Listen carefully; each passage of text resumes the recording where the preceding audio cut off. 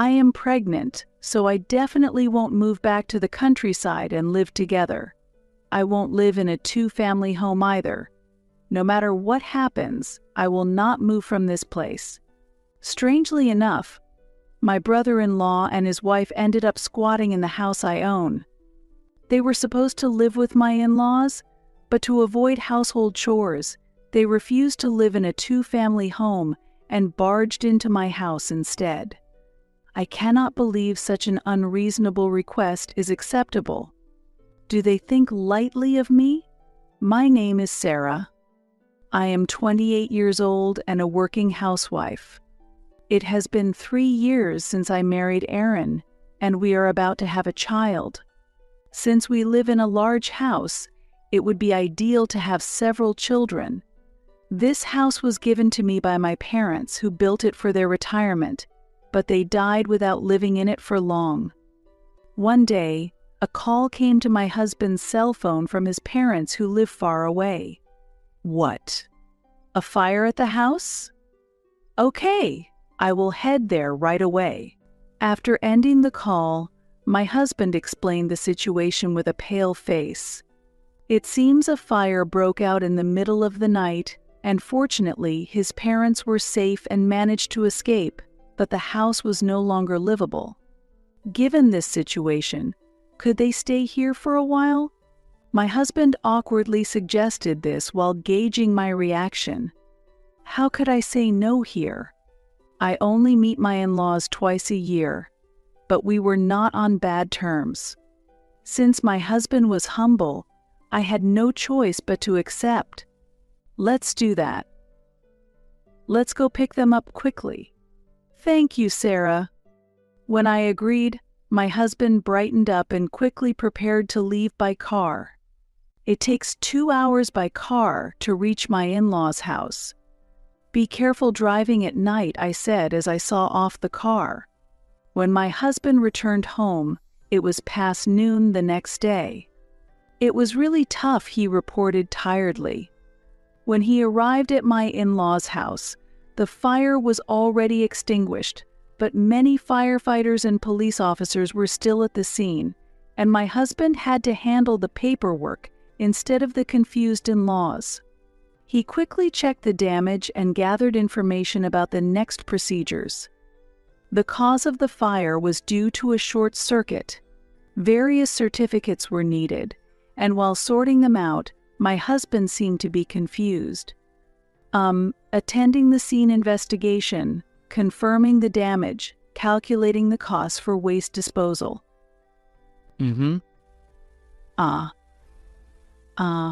Is he okay? He was groaning like a zombie while talking. Behind my exhausted husband stood his equally drained parents. Their faces were covered in ash, and they were expressionless from fatigue. I'm sorry, Sarah. We really troubled you, said my mother-in-law with a wry smile. But then tears started to overflow, perhaps from the shock. Next to her, my father-in-law quietly said, I'm sorry. According to my husband, the house was almost completely burnt down. Their beloved home, filled with memories, had been lost. It's hard to escape the shock. Don't worry. Family is there to support each other. Just like my husband, I took time off work to prepare for their arrival. This is how our joint living situation started.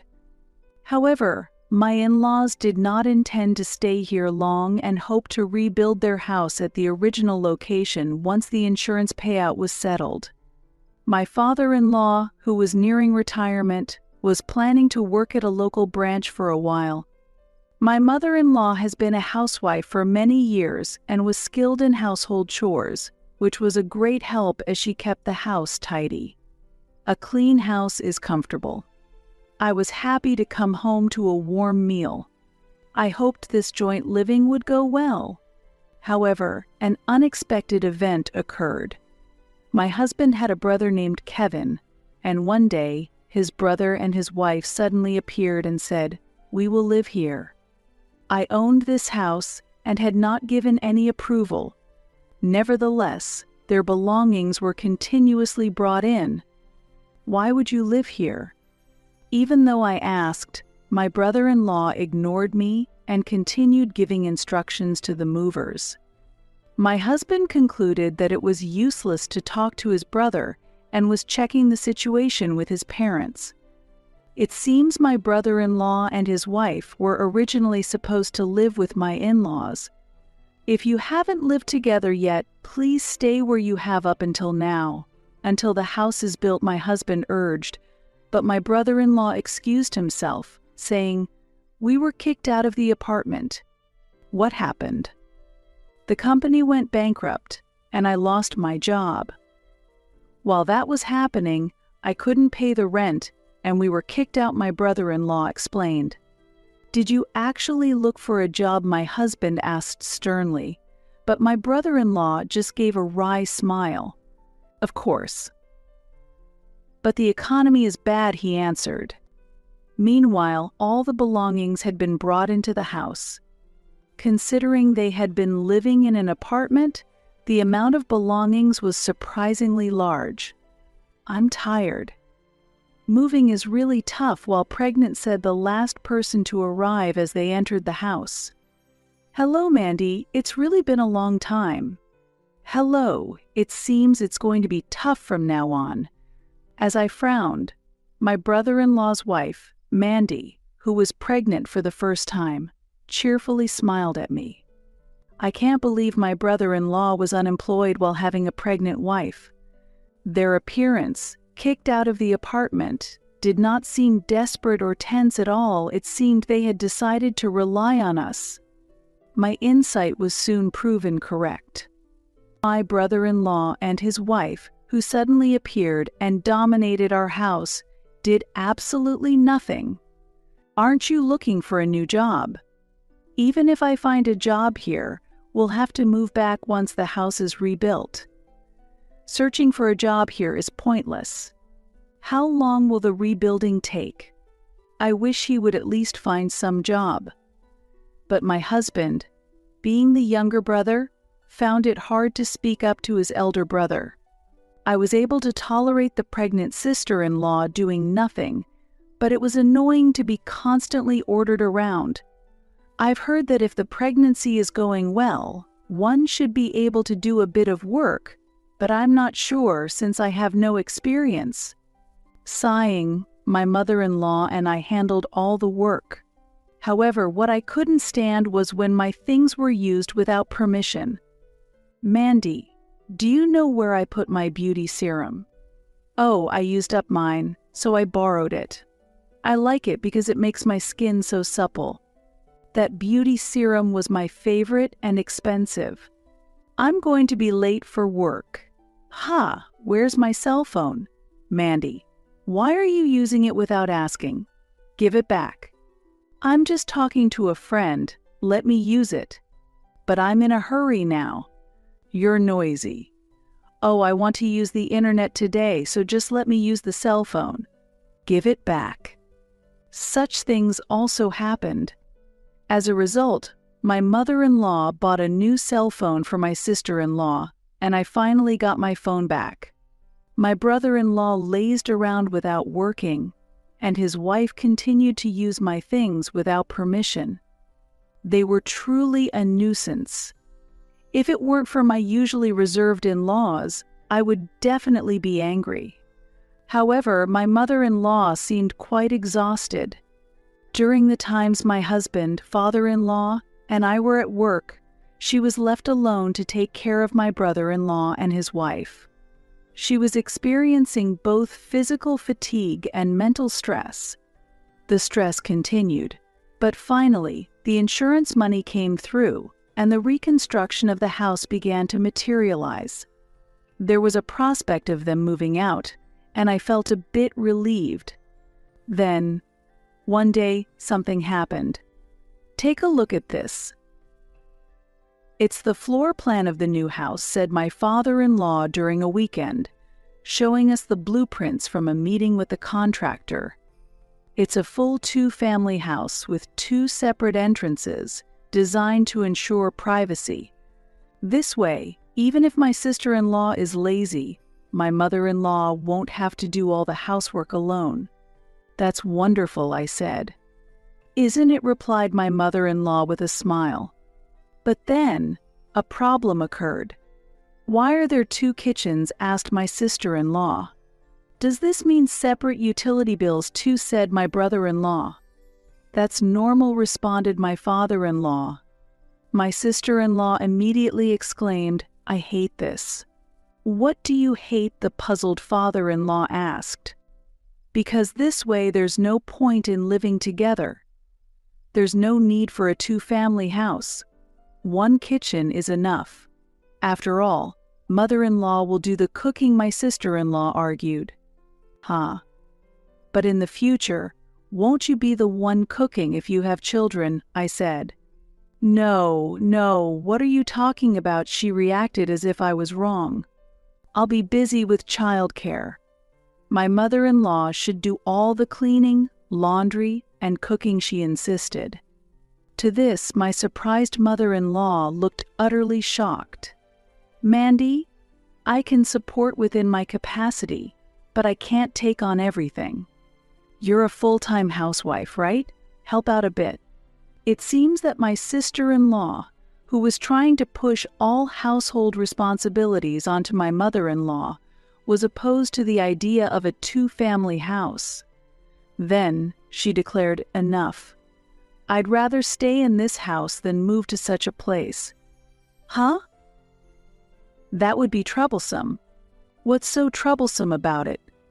Moving is impossible now, especially to such a countryside," she replied. My brother-in-law joined in. "Exactly. It's impossible to work in such a countryside," expressing his anger. Their words were so out of place, I didn't know where to begin. "Why don't you find a job quickly and move out?" my husband suggested. "And who will do the housework if I do that?" he retorted. My husband, in-laws, and I were just fed up with their comments when my sister-in-law dropped a decisive statement. "Since I am pregnant, I absolutely will not move back to the countryside to live together. I won't live in a two-family house either. No matter what happens, I will not move from this place," she declared. Her words were truly unacceptable. Family discussions continued over several days, but it seemed that my sister-in-law had no intention of leaving this house. Moreover, the space they occupied gradually expanded. One day, when I returned from work, I found my mother-in-law distressed at the entrance. "What happened?" "Sarah, you're back. Kevin and Mandy started changing rooms on their own. I tried to stop them, but they were too forceful. When I checked inside the house, our spacious bedroom had been taken over by my brother-in-law and his wife. Where are our things?" When I asked my brother-in-law, he pointed to another room, saying, "Ah, I moved everything except the bed to that room. That room was the smallest in the house, and items from our previous bedroom were scattered about. What a mess!" I wanted to consult with my husband immediately, but he was away on a business trip and wouldn't be home for another week. I avoided calling and sent a message, but he hadn't seen it yet, and I felt anxious. The next day, the situation worsened, and debt collectors visited. "Sarah, it's terrible," my mother-in-law called me at work, and I hurried home. When I got home, I found her crouching at the entrance. Apparently, some menacing-looking people had come looking for Kevin. However, Kevin, who usually did nothing all day, was the first to immediately run away. My sister-in-law was also absent. My mother-in-law had to deal with them alone and was quite shaken. Seeing my tearful mother-in-law, I made up my mind. I couldn't endure it any longer. I would tell everything to my husband. I couldn't just stay silent, even though he was on a business trip. It was impossible for my mother-in-law to endure any more, and I was at my limit as well. Our relationship as a couple might be strained, but I didn't care. This house was built by my beloved parents. I could not tolerate any further insults. I decided to call my husband. "Hello, Sarah. What happened?" my husband asked. "Who do you choose, me or your brother?" I asked. What my husband exclaimed. As I explained the situation regarding my brother-in-law and his wife, I could hear his astonishment over the phone. With a deep sigh, my husband said, "All right, Sarah, do as you like." "What did you say?" "Sorry, Sarah. I've trampled over your feelings. It's my responsibility. You can handle my brother and his wife as you please," my husband replied. "Really?" "Of course, because you are the most important." Hearing this from my husband, I felt a renewed attraction to him. Understood. I'll do as I please. With my husband's consent that night, I immediately took action. As usual, my brother-in-law and his wife were relaxing in our room, coming to the kitchen while saying, "I'm hungry. Tonight's meal is special." "What is this?" the surprised sister-in-law asked. "These are boiled green vegetables. Spinach, broccoli, perfect for pregnant women. Please enjoy." "Huh, but is this all?" my sister-in-law asked. "Just eat," I insisted, forcing her to eat. "What else?" my brother-in-law asked. "Here, this is a pile of beans," I presented in front of him. "What is this?" my brother-in-law exclaimed. "Beans are cheap, but rich in nutrients." "Impressive, right?" I explained. "But this isn't enough," he complained. "Just eat," I insisted, and forced him to eat, just like his wife. After dinner, what the hell? This kind of treatment of a pregnant woman is unacceptable, screams were heard. But I silently headed to the room that my brother-in-law and his wife were using as theirs. "What are you doing?" Ignoring my sister-in-law, who hurriedly followed me, I made a phone call. "Can you start right away?" Soon after, a worker in work clothes appeared and immediately dismantled and took away the bed. "What are you doing?" That bed was high quality. It was so comfortable. "It's dangerous for a pregnant woman to fall off the bed." "I'm reluctantly giving it up for your wife's sake. Please sleep on this floor mattress instead." "Huh, what are you talking about?" Since the mattresses they had been using were also unnecessary, I disposed of them as well. "It's late tonight, so I'll lend you this blanket. But as adults, you should prepare your own bedding." Leaving those words behind, I handed them a square object and left the room. "This is a lap blanket." I ignored my sister-in-law's screaming voice. My brother-in-law and his wife complained to us and our parents, but we locked ourselves in our room, so I don't know what happened after that. Eventually, they spent the night on the sofa in the living room. In the morning, when I went to the living room, I felt sharp stares but prepared breakfast without caring and served it to my brother-in-law and his wife. "What is this?" "Boiled potatoes." "Where is the bread?" "Seems like stupid people can't see the bread." "What are you saying? It's clearly right there." When my sister-in-law suddenly reached out her hand, I immediately slapped it away. "Do you really think such behavior is allowed for a pregnant woman? This is abuse. How can you call it abuse when food is being served?" At that response, my sister-in-law was at a loss for words and just looked bewildered. But I couldn't trouble a pregnant woman any further. I'll leave it to my mother-in-law. Looking at my brother-in-law, he said nothing and walked away. He was probably angry and went gambling, but no need to worry. I had already taken the money from his wallet. I haven't stolen it, just took it back. "Ha, it's missing." Suspicious. After observing for a few days, it became clear that my brother-in-law had stolen it. Pretending to take a bath while keeping watch, I quickly caught the evidence. "Where is my money? Give it back." As expected, my brother-in-law hurried home and burst into the room, screaming, "Oh, you're back. Then, please handle the guest. I left the handling of the visitor to my brother-in-law." Ha! At that single word, my brother-in-law was at a loss for words. "Sorry for the trouble. Please leave the rest to me." Facing my brother-in-law were people with menacing looks. "We need to talk about the money you owe. Come to the office." Ah, just like in a movie.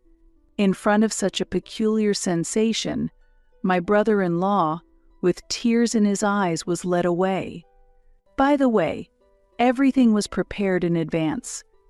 Of course, both my in-laws and sister-in-law agreed as long as it wouldn't cause them any trouble. Now, on to the final stage.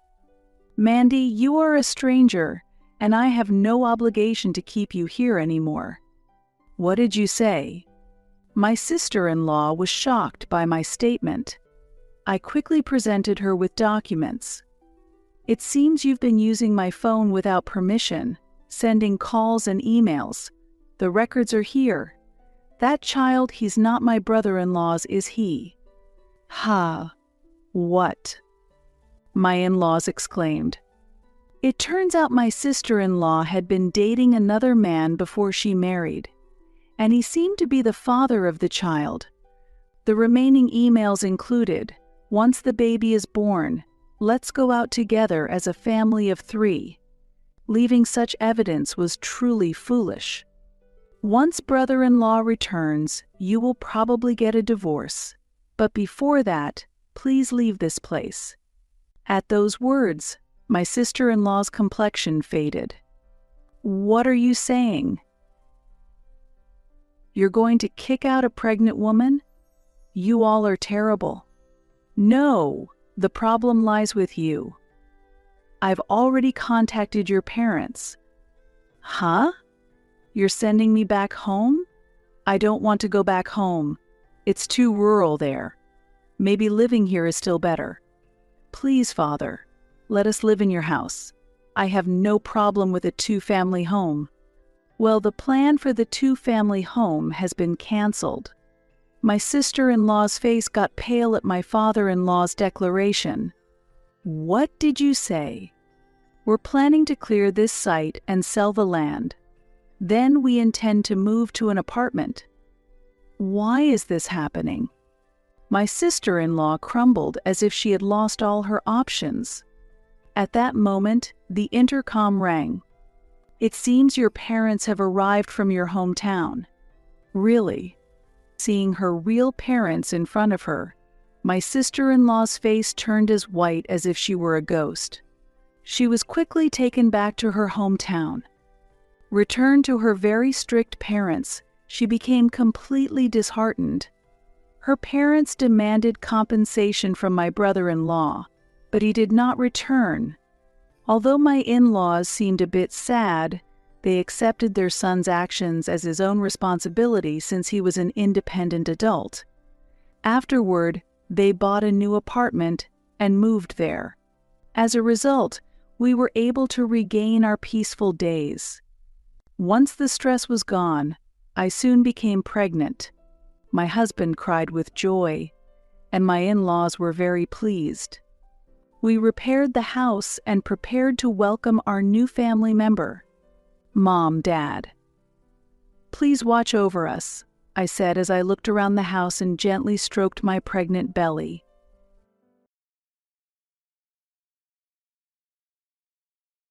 "We are going to live in this house as a family. You should be grateful, you know?" my mother-in-law said, looking down at me with a gentle smile. How rude she is. She said that despite the fact that my mother had passed away from illness not long ago, it was certainly unpleasant to hear my mother-in-law, with whom I had no connection, cheerfully talk about renovating the house.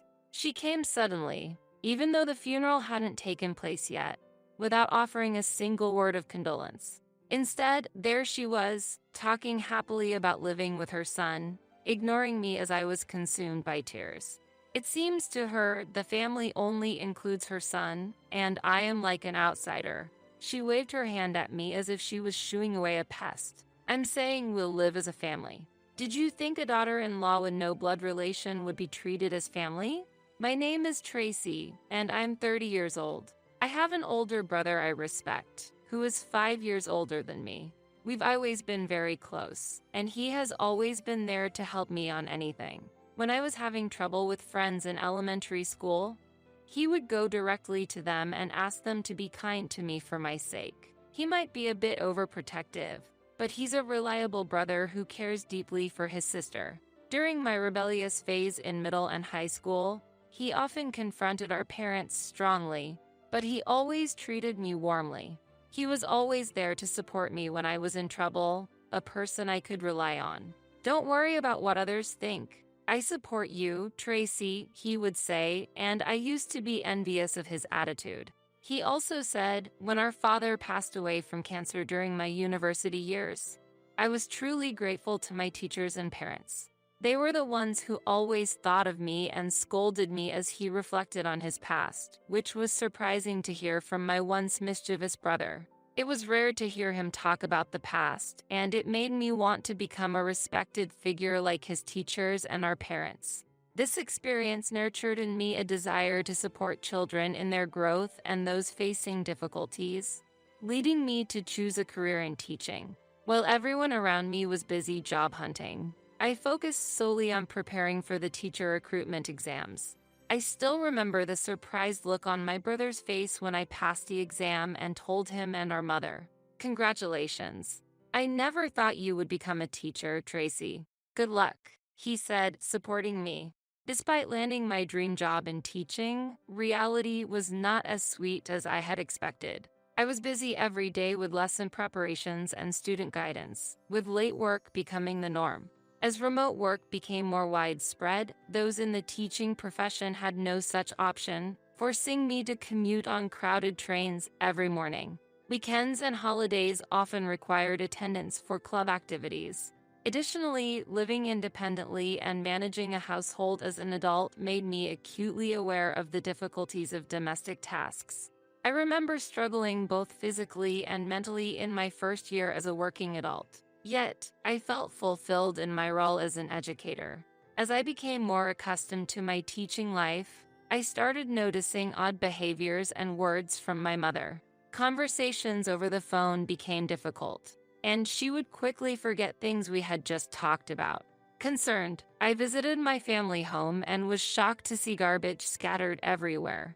My normally tidy mother was confused about why things had gotten to that point, saying she had forgotten to take out the trash or that she had already cleaned up. Sharing the situation with my brother, we decided to go to the hospital together, where the diagnosis was unexpected. Our mother was diagnosed with dementia. Though it was early-stage mild cognitive impairment, her communication with other people had decreased since our father's passing, and her condition had gradually become more apparent. This situation increased my interactions with my brother and naturally led to more frequent visits to our family home. During these visits, my brother and I often discussed the future. Amidst my busy life, a friend introduced me to Steve when I was too overwhelmed with work and household management to find any personal enjoyment. My friend, insisting I needed time to relax, invited me out for drinks, where I met Steve. He worked for a foreign company and was deeply interested in the international aspect of my job as a French teacher.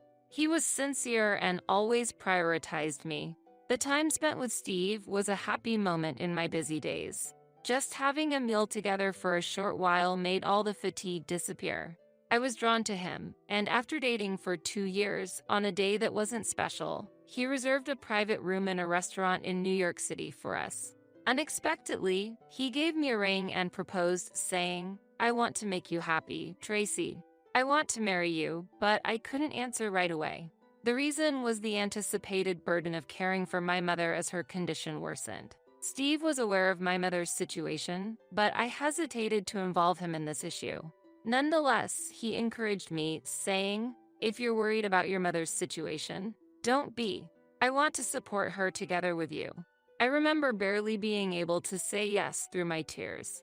When I decided to marry Steve at 27, we discussed it in advance and also consulted with my brother about my mother's future. As a result, we decided to build a duplex house where we could live together with my mother, using our marriage as the opportunity. From then on, I started receiving more frequent contacts from my mother-in-law. Before the marriage, my interaction with her was limited to greetings and face-to-face meetings. Initially, I felt her interest was minimal, but I sensed a reason behind her frequent recent contacts. Eventually, it became clear that the main content of these contacts was about the new house we plan to build. I heard you're building a new house. What's the floor plan like? I'm curious about my son's new home. Can I see it? As soon as we started talking, she made countless suggestions about the house's design, such as, the kitchen would be better if it were larger, the staircase would be more suitable here, not there. Why not make the room next to the living room a guest room? Floor heating is a must since this area gets quite cold in the winter.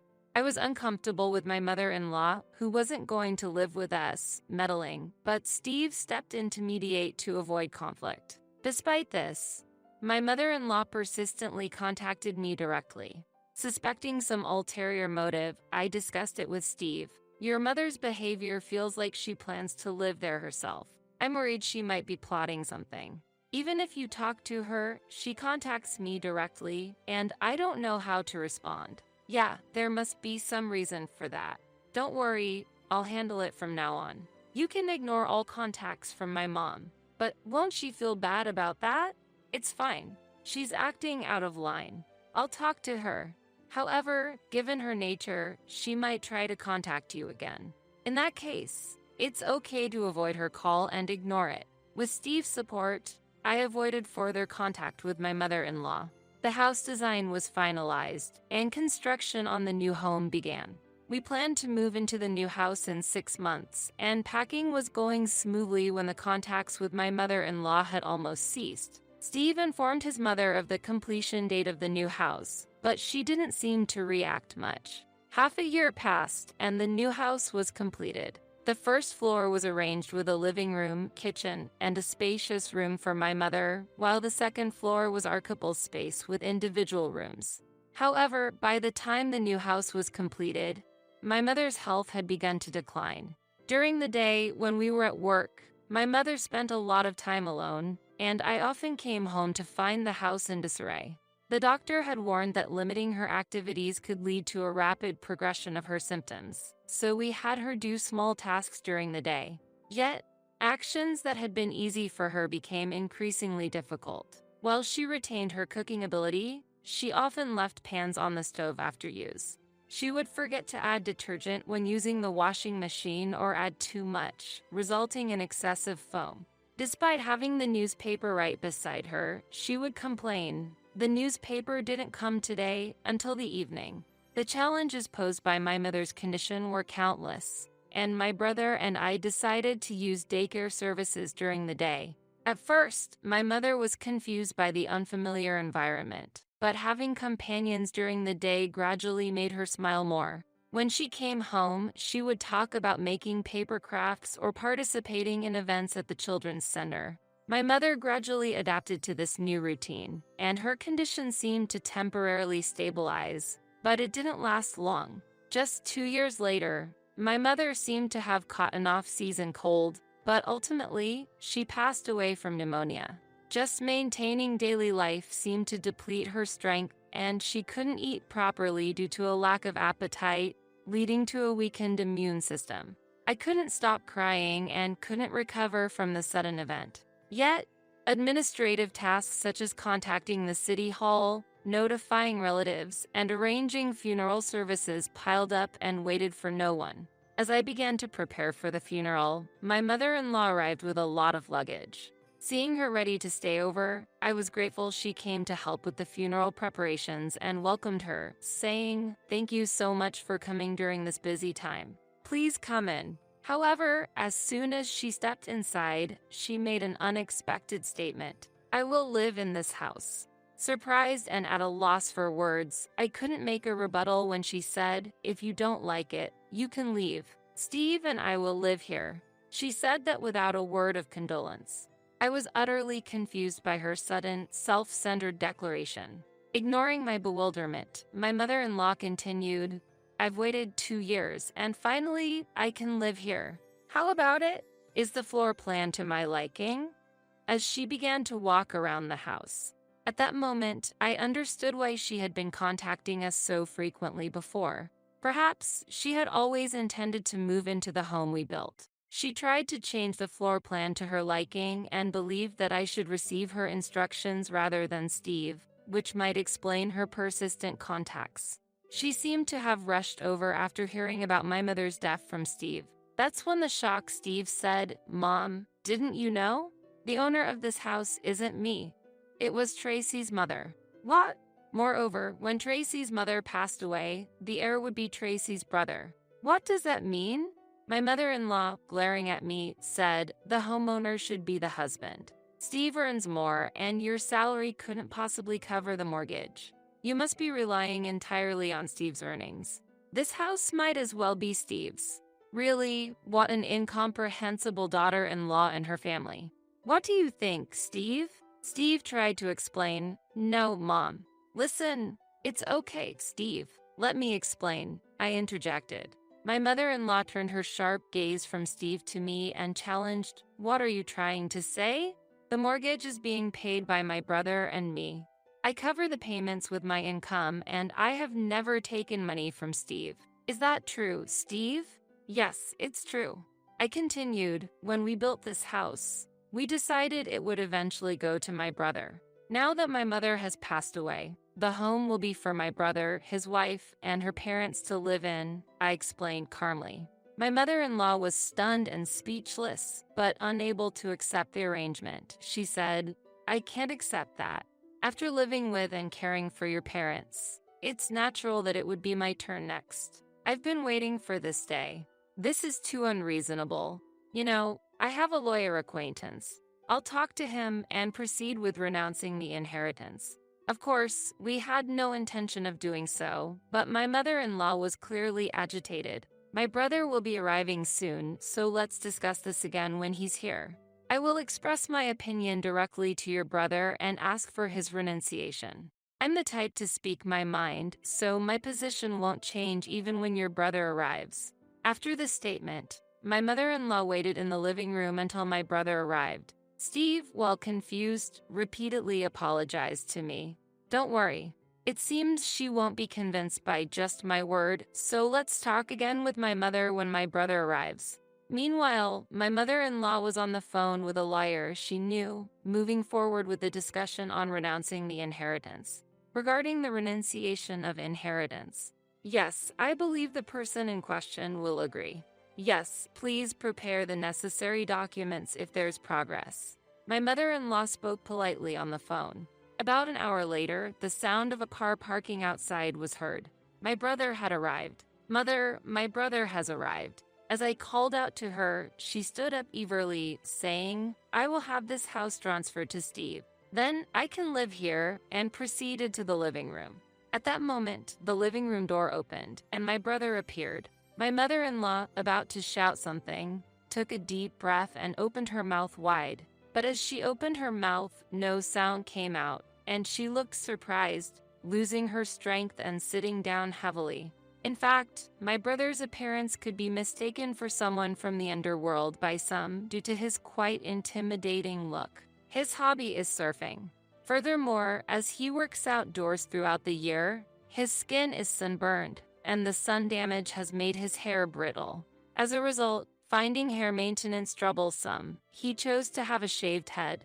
Also, he is tall and has a muscular and sturdy physique. Especially noticeable is an old scar on his forehead. This scar was the result of a fall during his elementary school years. But combined with his appearance, many people mistake it for a scar from a blade. Seeing such a brother in person, my mother-in-law seemed to lose her will and slumped down to sit. Do you have anything you would like to say about this house? My brother coldly asked my mother-in-law. No, I had thought I would live here after your mother passed away. But then I heard that you would be living here, and I realized I understood nothing. Did Tracy tell you to live here? We had a thorough discussion about this house before it was built, so I believe there was no such conversation. He spoke in a firm tone. No, I misunderstood. Because I was involved in planning the layout with Tracy before the house was built, I assumed I had a right to live here too. My mother-in-law said, clearly confused and looking down. A right to live here? Does that mean you were offering some sort of support to my sister? No, nothing like that. So, without bearing any burden or making any promises, you just assumed you had a right to live here just by offering your opinion on the layout? Yes, I'm sorry. It was my misunderstanding. At first, my brother looked at me suspiciously, but he refuted my mother-in-law's unreasonable claim with disgust. However, to my mother-in-law, it seemed more like anger than disgust, and she apologized deeply, becoming surprisingly docile. Just because our mother passed away doesn't mean there was ever a discussion about living with my sisters-in-laws. Right, Tracy? Of course. I never discussed the details of this house with my mother-in-law. I only mentioned it was a house for living together with my mother. As I answered my brother's question, my mother-in-law suddenly covered her face with both hands. I had believed that my son, Steve, was the owner of this house. After caring for your mother, I thought it was my turn to live with you. But taking care of an unfamiliar elderly person is difficult.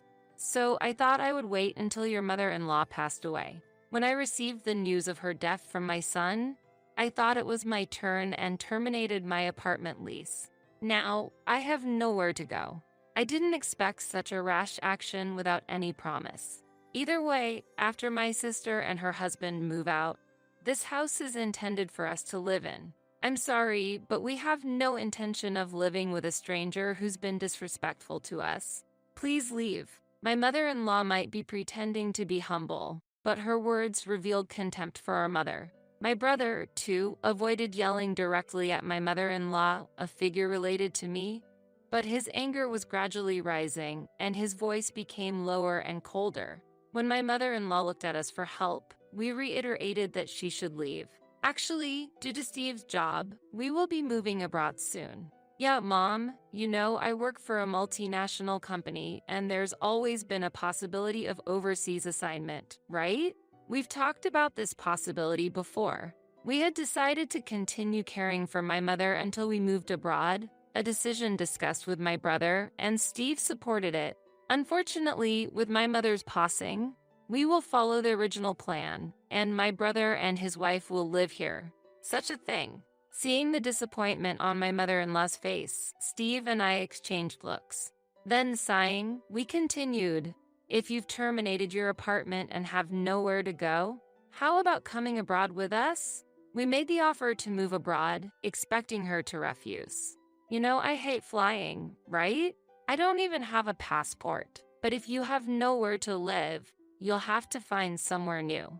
Steve said, looking slightly worried. Still, applying for a passport now would take time, and preparing for an international move can't be done quickly. We're leaving soon, so it's probably impossible. My mother-in-law's previous energy had faded, and she appeared dejected. Seeing this, Steve made a suggestion. Should I talk to John?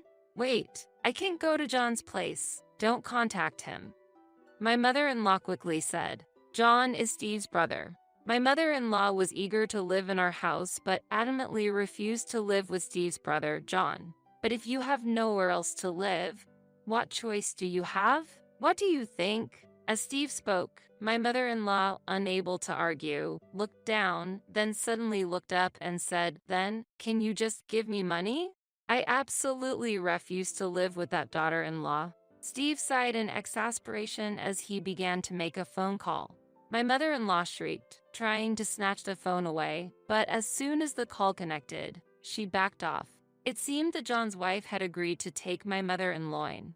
Afterward, we hurried to proceed with the funeral preparations and other necessary arrangements, leaving the rest to that side of the family. When my brother and I returned to the living room after finishing our conversation, my mother-in-law was silently sitting on a chair, apparently displeased with the idea of going to John's house. Now we can finally start preparing for the funeral. We still have a little time, so let's get the preparations going and wait, Steve suggested. Agreeing with his proposal, the three of us started listing what needed to be done.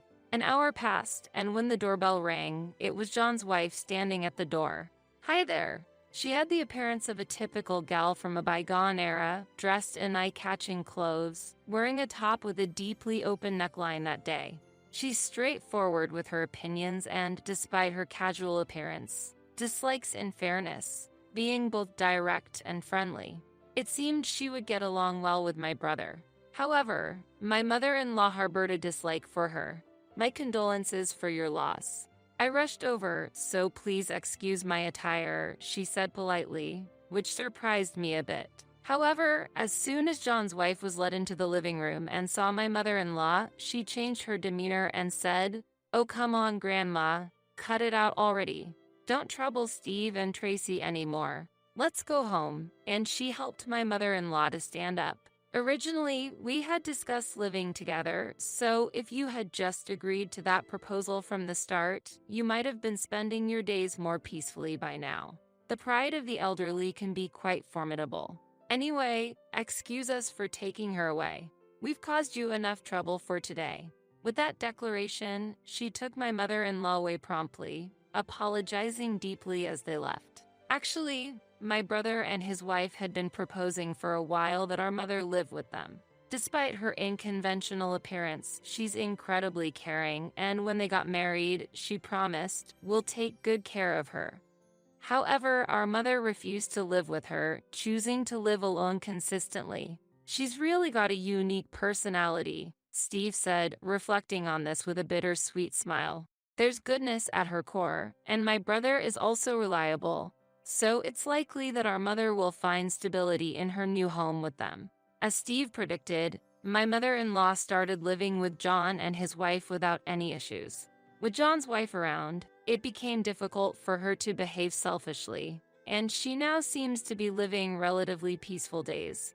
Perhaps this somewhat strict environment suits her. She's always complaining, but she never actually tries to do anything on her own and doesn't seem to want to live by herself. "She just likes to grumble," Steve said, watching his mother's behavior with a resigned chuckle. "The house we built is now inhabited by John and his wife, according to the plan we had set. It has become a warm space that deepens family bonds, with John's wife's parents recently joining the household, starting a multi-generational living arrangement. As agreed upon from the beginning, the mortgage is now shared between John and his wife's parents. I am currently in Paris, France, where my husband, Steve, was assigned for work. Initially, there was some apprehension about living in an unfamiliar land. Fortunately, my proficiency in French proved to be a blessing, allowing me to quickly adapt and integrate into the local community. Leveraging my experience as a French teacher in the US, I've taken up teaching English in France. The work environment here differs from the US, with reasonable working hours that allow for personal time.